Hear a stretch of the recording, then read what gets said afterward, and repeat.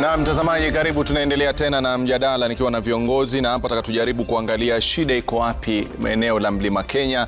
Ni nini ambacho waliambiwa watafanyiwa ambacho hawajafanyiwa kiasi cha kwamba tunasikia kuna kelele? Na je, zile nguvu ambazo wako nazo kisheria ambapo ni bungeni na Senate, je, hawezi kutumia nyumba hizo kuweza kupigania mabadiliko, ama mabadiliko haya yajadiliwa katika mabunge yetu ya kitaifa? Lakini kwanza kabisa tusikize wakazi wa Samburu wamekuwa wakifuatilia mada, wataka kuchangia kuhusiana na swala la siasa za Mlima Kenya, ama ukipenda karata za Mlima Kenya. Rashid Abdalla, matukio yamekuwa mengi tangia aliyekuwa naibu rais Rigathi Gachagua kutimuliwa serikalini na kuanza sasa kushabikia eneo zima ama kupigia upato eneo zima la Mlima Kenya. Hatua ambayo imefuata ya hivi punde ni ile ya kuwatimua wandani wake aliyekuwa naibu rais Rigathi Gachagua, akiwemo mbunge Ndindi Nyoro. Hao wote, na ikifahamika kwamba Ndindi Nyoro alikuwa na ule usuhuba wa karibu sana na Rais William Ruto. Hao wote wametimuliwa, wabunge pamoja na maseneta ambao ni wandani walikuwa naibu rais Rigathi Gachagua. Hatua hii ina athari gani katika siasa za Mlima Kenya? Pia vile vile tumeona Rais William Ruto akitia saini mkataba wa makubaliano kati yake na kinara wa chungwa Raila Odinga. Hatua hii yote ina athari gani katika siasa za Mlima Kenya wakati Rigathi Gachagua anasukuma gurudumu la vuguvugu la Mlima Kenya? Tunasema na wakazi wa hapa. Maoni yangu, mimi nafurahia sana kuona Ndindi Nyoro ametolewa, kwa sababu kama angekuwa hapo angeongea. Akiwa nje ndani ya serikali ya Ruto, afadhali akiwa nje kuliko akiwa ndani. Kama Gachagua vile alikuwa ndani ya serikali hakuwa anaongea, lakini venye ametoka nje akaanza kuongea. Hivyo tu Ndindi Nyoro akiwa ndani ya serikali hawezi ongea, lakini akiwa huku nje lazima tutajua mambo mingi ya serikali, lakini akiwa ndani ya serikali hakuna kitu yoyote tutajua. So sisi Gen tumefurahia sana kuona Ndindi Nyoro ametolewa, wape watu wengine. Tumeona Rais William Ruto wakiafikiana na kinara wa ODM Raila Odinga kufanya kazi kwa pamoja na kutia saini mkataba wa makubaliano. Hatua hiyo ina athari zote kwa siasa za Kenya na vuguvugu la ambalo Rigathi Gachagua anasukuma kule mlimani? Kwa majina naitwa Daisy Luskoe, mkaji wa Samburu. Ningesema kwamba sisi kama wananchi wanapopikana sisi ndio tunaumia. So ningeomba watu ya milima mkue macho, msitumike na Gachagua. Anapotukonganisha ni kumaanisha anatafuta clashes ikuje, na wale wataafa ni sisi wenyeji. So tungeomba ya kwamba hiyo mambo ya kusema milima isimamishwe imara mpaka siasa ije. Mambo ya siasa ni kando. Vile Raila alipoingia alisarenda na akaingia serikali, maana anajua siasa bado ni mbali. Historia inaaminika kwamba Mlima Kenya wana wingi wa kura. Uje, unaamini kwamba wingi wao wa kura una uwezo mkubwa kubadili mkondo wa kisiasa wa taifa hili? Naam, wingi wa kura wa watu wa Central naamini ya kwamba wako na sauti. Lakini siasa za Kenya zimeanza kwenda zikibadilika, kwa sababu kwa sasa tumeona wanasiasa saizi wamekuwa ni watu wa kubadilisha kofia. So wakati huu wako upande mmoja wamebadilishana kofia, wakati ule mwingine wameenda upande ule wamebadilishana tena, wengine wametema, wengine wamewekwa kando, wengine wameingizwa ndani.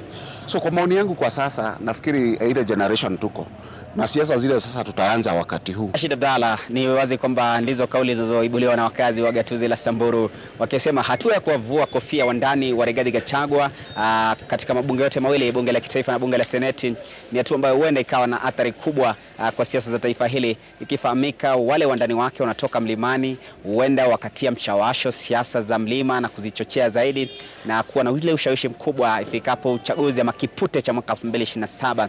Japo baadhi wanasema pana haja ya kijito hichi kuweza kuzimwa mapema, kumwagiliwa maji baridi ili kutulia kabla ya kipute hicho kuwadia. Kwa sasa niruhusu itie kikomo. Eneo la Mlima Kenya ni moja kati ya maeneo ambayo yalichangia sana katika ujenzi wa serikali ya Kenya Kwanza, lakini kufikia sasa kuna mabadiliko kadhaa. Tumekuwa tukiona wakati ule mwingine aliyekuwa naibu wa rais Rigathi Gachagua alibanduliwa, na kutoka wakati huo kukawa na mabadiliko mengine, na kufikia sasa tunajiuliza siasa za Mlima Kenya zinaelekea wapi? Niko hapa na baadhi tu ya wakazi wa kaunti hii ya Bomet ambao wako tayari kabisa kuchangia kwenye mada ya leo. Kulingana na yale tuliona, kumekuwa na mabadiliko mengi sana. Kuanzia ile wakati rais alifanya siasa huku kwetu, tukakubaliana na tukampea kura pamoja na Rigathi Gachagua kwamba wamekutana pamoja, lakini kufikia katikati hapo maneno yakawa yamebadilika kidogo. Tunaona wale wengine waliokuwa katika mrengo mwingine wameanza kuingia katika serikali. Ni ukweli, hatukatai, lakini tungependa ikue ni Kenya ya kila mtu, ni Kenya ya kujumuisha wa Kenya mzima. Lakini kidogo tumeona watu wengine wameanza kubanduliwa katika serikali ya Kenya Kwanza, ambayo hatujaonelea kuwa ni vizuri. Watasikia namna gani?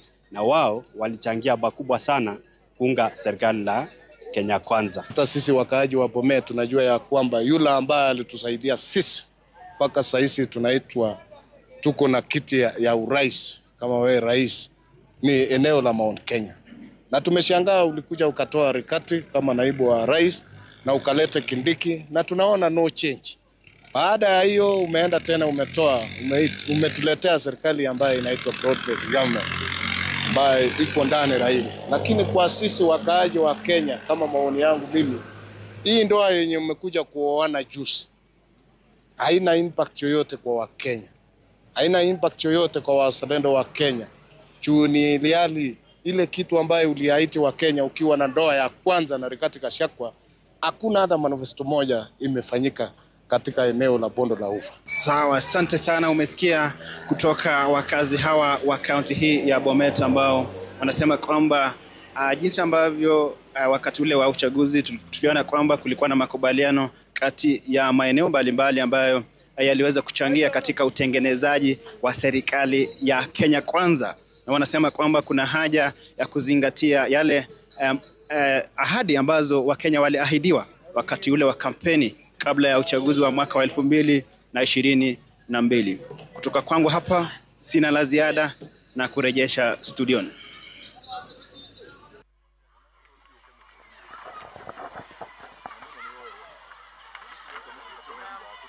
Naam, shukran na kutolewa kwa mbunge wa Kiharu Ndindi Nyoro kama mwenyekiti wa kamati ya bajeti hapa kaunti ya Murang'a kunaendelea kutoa hisia tofauti kwa viongozi pamoja na wakaazi na pia kundi la vijana, na baadhi yao tuko nao hapa. Nataka tuzungumze, tutaanza na viongozi. Utaanza kwa jina lako, tuambie hisia zenu ni zipi?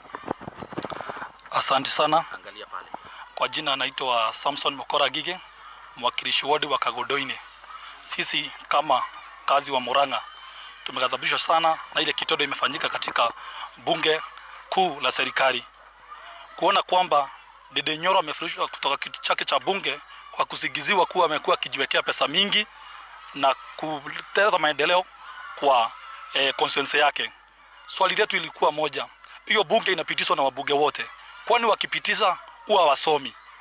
Tena Ndindi Nyoro amekuwa akialika wabunge wote kwa constituency yake kuonyesha vile amekuwa akifanya kazi, kuonyesha labor based program, vile wameondoa contractor, vile wameondokea tax, so that ile pesa yote yenye wanapewa huko inaenda kufanya kazi huko Kiharu.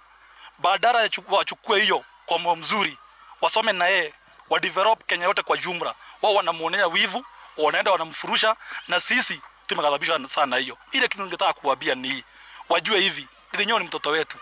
Ndindi Nyoro tunampenda. Hata hiyo kazi alikuwa amefanya before atakuwe chairman wa budget, hii imekuwa tu miaka mbili. Last time alichaguliwa na 85% of votes na hakutoa hata poster, sababu alikuwa amefanya kazi mzuri. Kwa hivyo hiyo kitu ya budget hata wakae nayo ama afanye venye watafanya nayo, Ndindi Nyoro ataendelea bado kufanya hiyo kazi. Na sasa tunataka kuona mwenye amepewa hiyo miaka mbili imebaki, tunataka kuona ile maendeleo atafanya kwao, tuone kama atafanya ile maendeleo Ndindi Nyoro amefanya Kiharu constituency. Kwa hivyo sisi hatuna mengi, tukana Ndindi wetu, hata wamfanye nini, ni mtoto wetu na hata ikosa kuwa mtoto wetu. Asante. Tusikie mheshimiwa kutoka Kiharu, uanze kwa jina lako. Anthony Marufo ama Manucho ndio majina yangu, mwakilishi wa vijana kaunti ya Murang'a. Mimi pia ni mkaaji wa Kiharu na niseme yangu kama mheshimiwa huko Kiharu. Kutoa Ndindi kwa kiti ni sawa. Sisi kama wana Kiharu tumemkaribisha.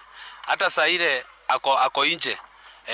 Saa ile ako nje ndio atatufanyia kazi vizuri. Kwa hivyo wewe mheshimiwa wetu Ndindi Nyoro, tunakuomba tu wewe unyamaza hivyo unanyamaza, sisi tuko hapa tutaongea kwa niaba yako, na tunajua sababu hii yote ni kitu amepanga. Hii yote ni wivu ako nayo juu ya vile umekuwa ukitufanyia maendeleo. Wewe endelea kutufanyia maendeleo, na tukisonga venye tunasonga, wao tu wote ndio watakutafuta. Kwa hivyo wewe Ndindi Nyoro, shikilia hapo. Sisi kama vijana, sisi kama viongozi tumekushikilia na tuko nyuma yako kabisa. Asante sana. Semi za wakazi, utaanza kwa jina lako. Mimi naitwa Anthony Ndora kutoka Kandara. Na tumeghadhabishwa sana na hii maneno ya kumuondoa mbunge wetu wa Kiharu Ndindi Nyoro kwa kiti ya budget. Na sana sana kuona akizingiziwa maneno na majority leader pale kwa mbunge. Na ninaweza tu mwambia Kimani Ichung'wah, majority leader, kwa heshima tu tukuheshimu. Wewe ulikuja hapa Murang'a Kiharu kufanya benchmarking ya CDF venye inafanywa utilizations na mbunge wetu hapa Kiharu. Na tuliona wewe kwa mbunge, wewe ndio unamsingizia maneno ati anajiwekea pesa kwa constituency yake. Na wewe ulikuwa kwa hiyo budget committee previous regime. So ile tunaweza kuambia kwa heshima tu, Ndindi ni wetu, tutakaa na yeye hata mfanye nini, Ndindi ni wetu. Asanteni. Hizo ni baadhi ya semi za wakazi na viongozi. Kwa taarifa za baadaye tutaweza kuzungumza na kina mama na vijana, lakini kwa sasa nikurudishie studio Rashid. Na shukran sana. Tumeweza kupata maoni kutoka sehemu tofauti na kuhusiana na hii mada, na viongozi pia walikuwa wanasikiliza. Na kabla kuweza kuenda katika baadhi ya sehemu zile, kwa tunataka tuulize tuweze kujua ni kipi ambacho hakijafanyika Mlimani ambacho kilitarajiwa kufanyika hadi kufikia sasa. Ni swali ambalo Wakenya wangependa kujua. Na kusema ukweli, ningetaka kusema ukiangalia miungano yote yale yaliunganwa. Kulikuwa na mkutano na muungano wa Azimio na kulikuwa na muungano wa Kenya Kwanza. Na ukiangalia miungano yote kulikuwa na memorandums. Hakuna yule mtu alikuja na chama chake pale ati akaingia tu bure. Alikuja anaingia na kunakuwa na makubaliano. Na hivyo ndio unakuta kama Mutua akiwa na mbunge mmoja tu ako na kiti yake ya waziri, kwa sababu kulikuwa na memorandum. Ukiangalia mtu anaitwa Pa leo ni speaker wa Senate. Ukiangalia Wetangula na Musalia Mudavadi kulikuwa na 30%, wakitimiza hiyo kulikuwa na memorandum ilikuwa na take the interest zao. So hizo memorandum ndivyo Gachagua alikuwa akirifaa kama shares, kwa sababu zilikuwa already discussed and were already put as memorandum. Ata tukifaulu tutatimiza. Kwa hivyo ningetaka kusema kwa Mlimani sisi tulikaa wajinga, kwa sababu sisi tulikaa tukafikiria chama ya UDA sisi ni wenyeji, na tukafikiria sisi hamna haja ya mikataba kwa sababu sisi ni wenye chama, na tukaamini kwamba William ni rafiki yetu, na tukaamini kwamba William atatutendea vile tumemtendea.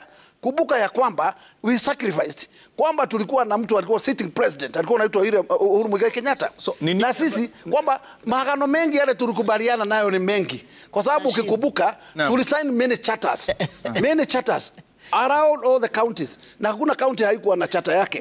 Na nikisema kwa niaba ya Mlima saa hii bado tunaimba wimbo ya mabarabara zinaitwa Mau Mau paka wa leo kweli zinaendelea hizo mabarabara.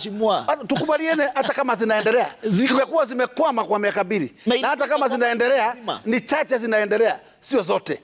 Kwa hivyo tukubaliane haijatimika hiyo, na kwamba ilikuwa ni maagano moja. Na tukiangalia tulikuwa na maagano kwamba tutaweza kuinua ukulima wa Mlima, kwa sababu sisi ni wakulima. Na ukiangalia majani chai, kahawa, maziwa, hizo zote mpaka waleo hizo zote hazijatimika. Former chairman of trade Rashid ndiye anaongea mambo ya biashara. Naongea kwa sababu tunapitisha, ambaye anaongea biashara ya majani. Anipe nafasi. Anipe nafasi ndugu. Mimi nimekuwa nikilete mijadala kwake kwa budget. Huyu anda tunapitisha hizo. Tunapitisha hela za kuelekea kwa maziwa, kwa majani na kwa kahawa. Lakini hizo pesa hazionekani. Hazitoki kwa treasury. Tunafika mwaka unaisha na if zinafunga bila kulilisi hizo hela. Hela tulikuwa tumekubaliana tutaongeza Cherford 3 billion, zilikwenda kwa maji. Tuliongeza 6 billion na Rashid. Ziko wapi? We added the money. The money is the, where is the money? Is the chair. Na kama mwambie vizuri kazi yangu tukubaliane. Gawanjiko nilihusu nimalize, tutaongea yako. Mimi ni chair ya kufanya kazi na husiana bunge. Ikifika ni mambo ya treasury, hiyo ni ministry. Hiyo sio kazi yangu. Hiyo ni kazi ya ministry. Na kazi yangu ni oversight. Kazi ya oversight, si uwezi kuniambia nitaenda kufanya kitu inaitwa enforcement. That's not my duty. Enforcers ni ministry. Rashid, nijibu mheshimiwa Gakuya, because I mean we must separate issues. Kama kuna haja ya sisi tuunge chama chetu, na hiyo chama watu walikuwa, kuna mtu alikuwa anaitwa Waziri Kionjori, alikuwa na chama yake. Nyuto alikuwa ameanzisha hiyo chama wakiwa na Kionjori. Kuna mtu alikuwa anaitwa Moses Kuria, alikuwa na chama yake. Lakini watu, sisi wenyewe ndio tulikataa kuingia hizo chama, maana tulisema tunataka kuingia chama yetu. So kama tunaongea mambo ya chama CAM 2027, ni vizuri kwanza tumalize ile kazi raia wametupatia. Tuhakikisha ya kwamba hiyo mambo ya majani chai yanaongea kuhusu. Hiyo mambo ya cherry fund, tumeweka 6 billion shillings. Mambo ya maziwa ya KICC, hiyo pesa bado tumeweka about 2 billion shillings, ambao tulihakikisha ya kwamba tunaongezea the minimum amount of money that Parita inafaa kuwa ikilipwa. Tumeweka hiyo pesa. Lakini kazi yake ya oversight as a chair wa trade ni kuhakikisha ameita waziri. Tuliweka pesa kwa budget, tumeweka pesa ya cherry fund kwa budget, imefika wapi? Watu wa kahawa wamepata pesa ama hawajapata? Lakini tuondoe mambo ya kuleta kujaribu na mambo kama ni barabara.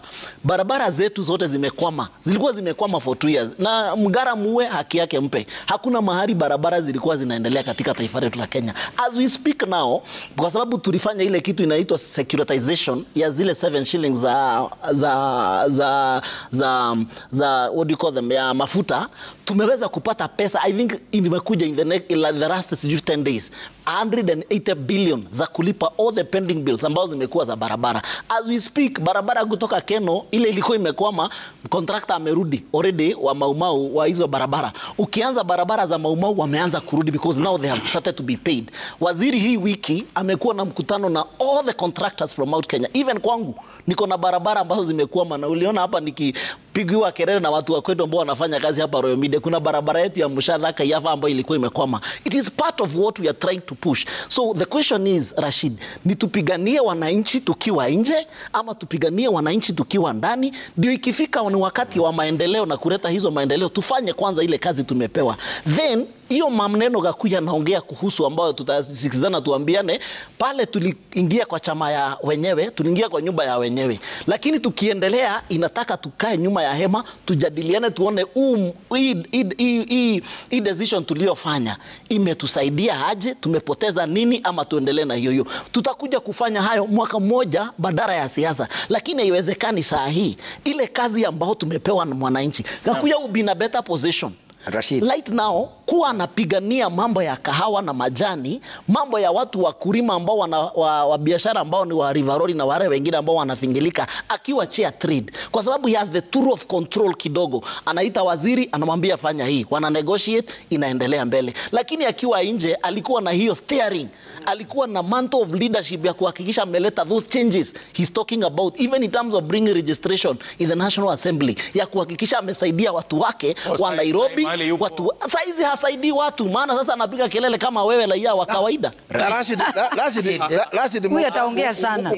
Kumalizia ni nafasi yangu. Hakuacha Rashid, huku nipa nafasi na kumalizia. Kawanjiko anatumia ujanja.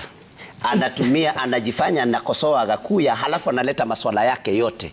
Amezungumza kwa amu mbili, akijifanya kwamba hili lilikuwa ni kumkosoa Gakuya. Kwa hivyo ni vizuri hata mtu akiwa na swala ambalo linamchoma agoje mpaka umpe nafasi. Manake tukija hapa tufanya hivyo, Kawanjiko ni mjanja sana, atatumia muda wetu wote. Na kwa hivyo ningetaka kwanza Rashidi ni jibu. Unajua hapa nimeingiliwa sana.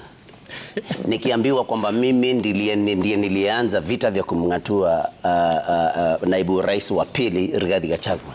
Mimi nataka niweke maswala vile yanafaa kwa uwazi.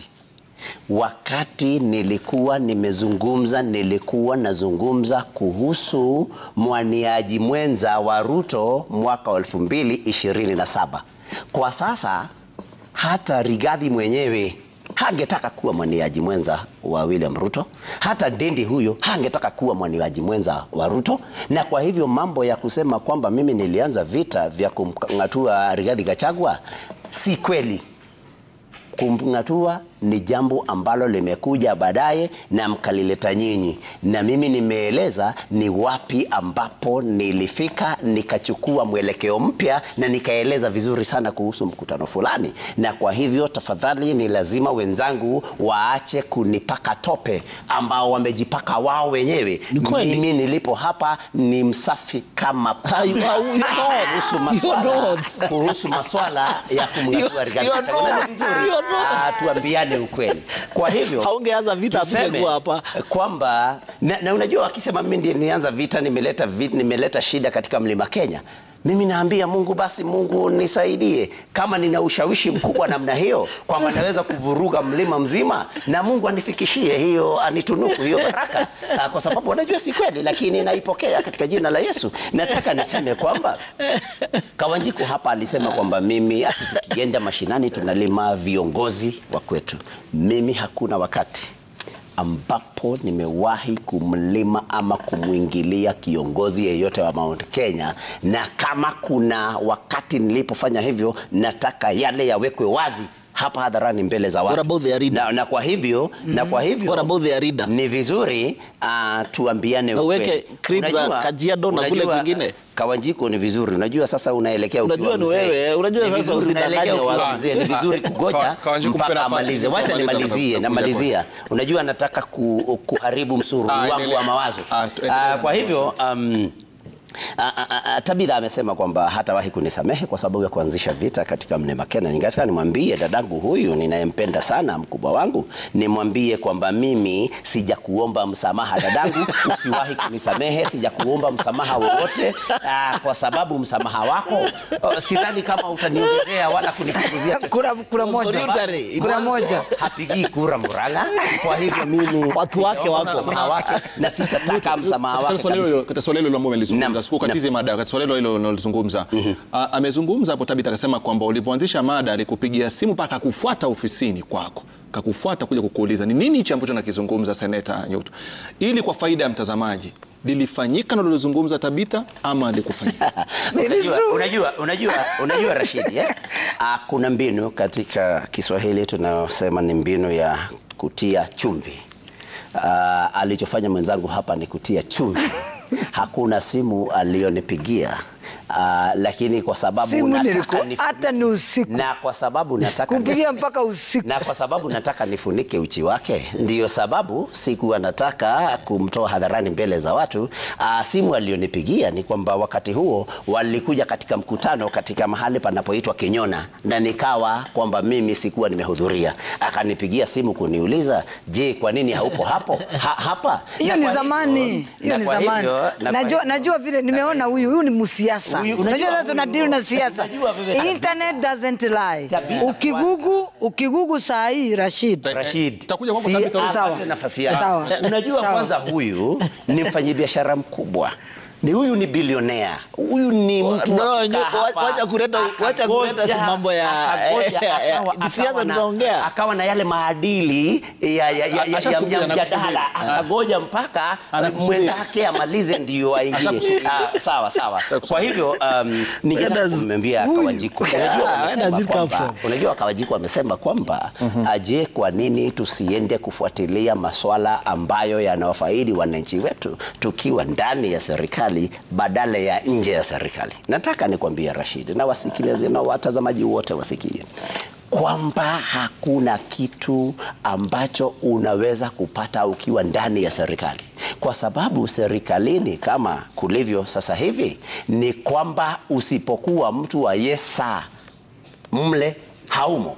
Na nimesema hapa asubuhi kwamba mambo mengi ambayo Raila Amolo Odinga amewahi, hata uhuru ambao tuko nao wa kuzungumza, amewahi kupigania na akaupata Kenya hii, hakuupata wakati akiwa ndani ya serikali. ameupata wakati akiwa nje ya serikali. Maendeleo ambayo unasikia Kawanjiku akisema barabara sasa zimeanza, hata masoko tunaambiwa yanajengwa, yameanza kwa sababu ya kelele ambayo tumekuwa tukipiga. Tungeendelea pale kusema yesa. Tunajua hata kuna wakati. Uliza Nyoto barabara ambayo inajengwa Murang'a. Muulize barabara inayojengwa Murang'a. Ameongea mara mbili. Mwambie atulize joto yake. Atulize joto. Agoje awache kuwashwa. Acha kudanganya raia. Kama ana mwasho agoje mpaka wakati wake ufike. Sasa nakwambiaje Abdalla? Naja kwako Tabitha kumalizia tu. Nakwambiaje? Naam. Ukiwa kule ndani hakuna kitu ambacho unaweza kupata.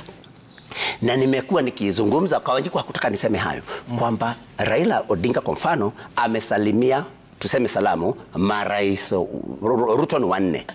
Lakini mambo mengi ambayo aliwahi kuletea na kutetea Wakenya hayakupatikana wakati akiwa ndani ya serikali, wakati akiwa amesalimiana na serikali. Yalikuwa yanapatikana wakati akiwa nje. Na kwa hivyo nataka niambie Kawanjiku, sasa hivi wanaweza kuzunguka wakisema barabara zimeanza tena. Barabara zile kama kuna wale wa kusifiwa kwa sababu ya kuzileta, ni sisi ambao tumekuwa tukipiga nduru na kusema kwamba serikali haiweki hadi zake, na wala sio watu kama Kawanjiku ambao wako pale ndani wakisema yesa. Uongo tupu. Muulize ni barabara gani amepigania. Rashid, to be fair, amemaliza. Fair to the people of Murang'a. Akuambie barabara moja yeye mwenyewe amepigania watu wa Murang'a. Aseme soko moja amejengea, ametafutia watu wa Murang'a. Kuja tuzungumze. Nataka tukirudi nitakuwa naja kwako moja kwa moja, tuanze na Senator Tabitha. Kwa nataka tuchukue mapumziko hapo, tukirudi na naye kwake ili aweze kujibu pia yale ambayo ameweza kuzungumzwa na Senator wa Murang'a, alafu baadaye tuende kwa James Gakuyu ambaye pia anataka kuzungumzia. Ukiangalia kwa ukweli unaona kwamba ipo shida katika eneo la mlima, lakini shida yenyewe haijulikani iko wapi. Ipo shida lakini haionekani iko wapi. Labda kwa kumalizia, tukirudi huenda tukaijua shida ama tukuondoa wakati pia tujaijua shida yenyewe iko mahali gani.